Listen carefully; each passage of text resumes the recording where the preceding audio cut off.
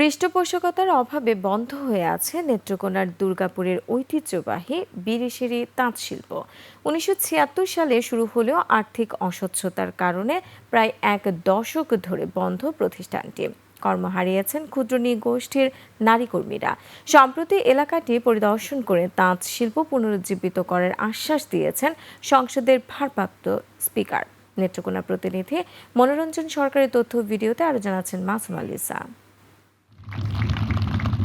একসময় যারা নানা রং আর নজরকাড়া ডিজাইনের গারোদের ঐতিহ্যবাহী পোশাক বানাতেন, তারা এখন জড়িয়ে পড়েছেন চাষাবাদ সহ নানা কাজে।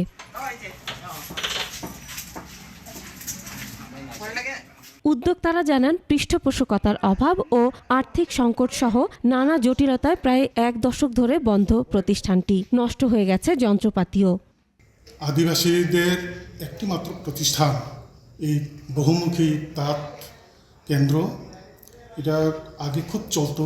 আমাদের আর্থিক অবস্থা খুবই খারাপ, সেই জন্য আমরা চালু করতে পারি না। বর্তমান সরকার ওনারা যদি আমাদেরকে সাহায্য সহযোগিতা দান করেন, আমাদের পাশে থাকেন, তাহলে হয়তো আমরা পরবর্তীতে এই তাঁত শিল্প আরো সুন্দরভাবে আমরা গড়ে তুলতে পারবো।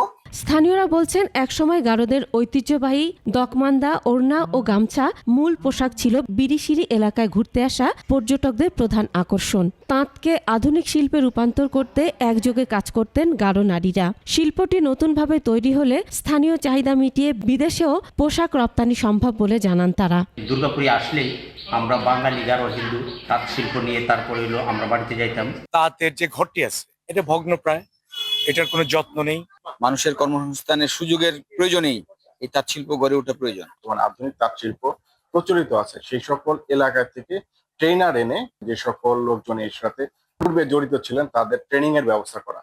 দুর্গাপুরের হারানো তাঁতের ঐতিহ্য ফিরিয়ে আনতে অভিজ্ঞদের দিয়ে প্রশিক্ষণ ও আধুনিক যন্ত্রপাতি বসানোর উদ্যোগ নেওয়ার কথা জানিয়েছেন সংসদের ভারপ্রাপ্ত স্পিকার। কাজটা তখনই করতে পারবে যখন আমরা কাজের পরিবেশ সৃষ্টি করব, তাদেরকে ফ্যাসিলিটেট করতে হবে।